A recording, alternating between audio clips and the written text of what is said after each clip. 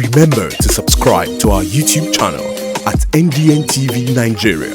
Click on the subscribe button and be the first to get notifications.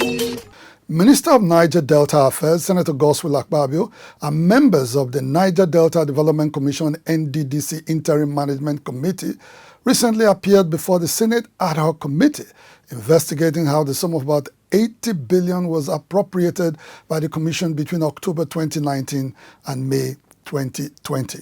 This report, correspondent Lovely Ofigo takes a flashback at what transpired during the investigative hearing.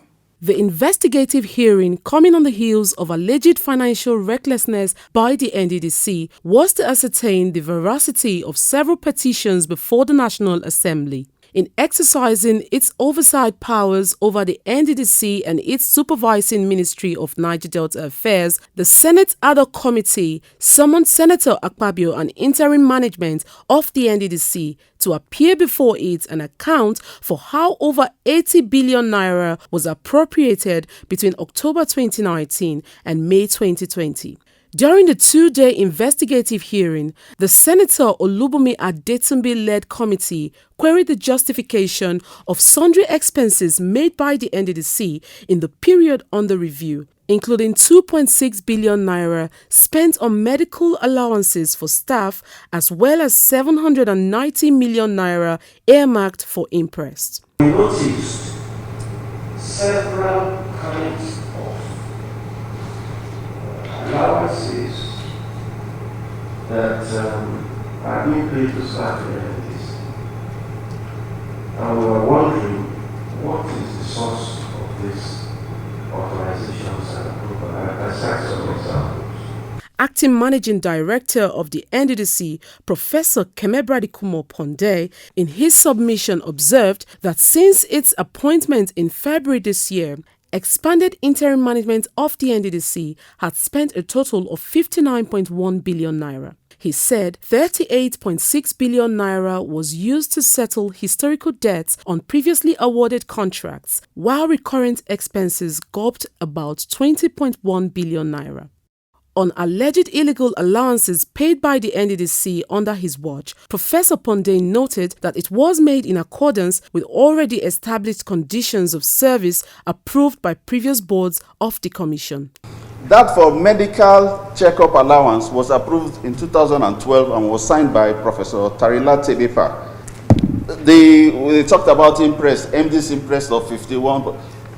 That was increased in 2007 and signed by the chairman then and the MD, Obong Insima Ekere. This interest is not paid to the MD.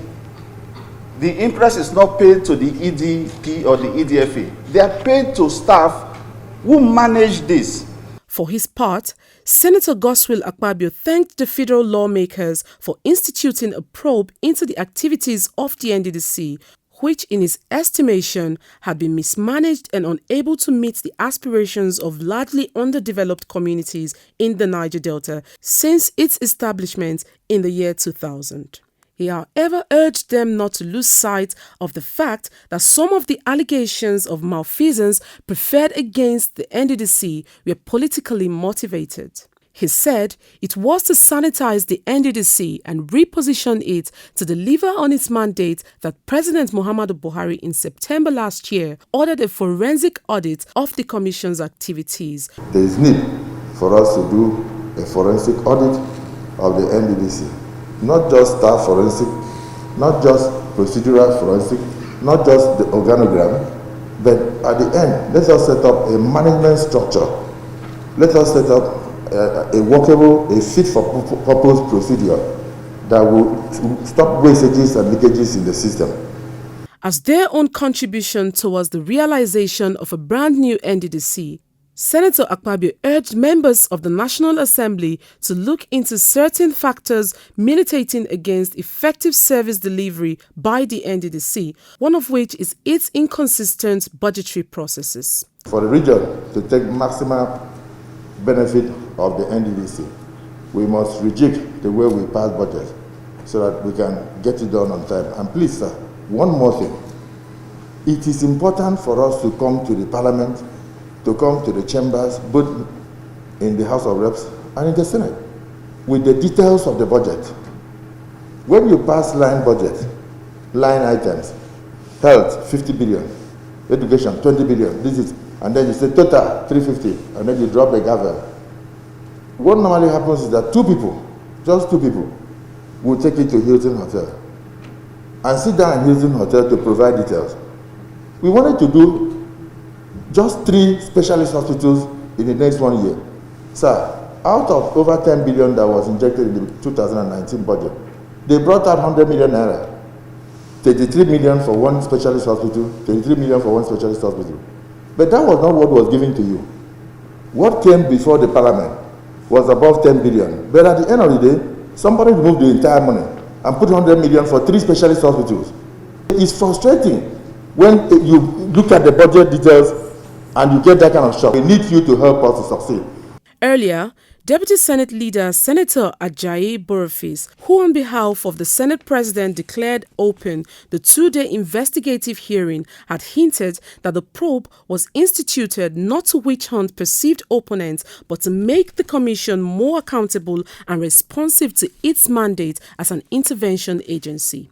The public hearing will further help the committee get more information to enable them to come to a pleasant conclusion on the facts on ground before reporting back to the Senate.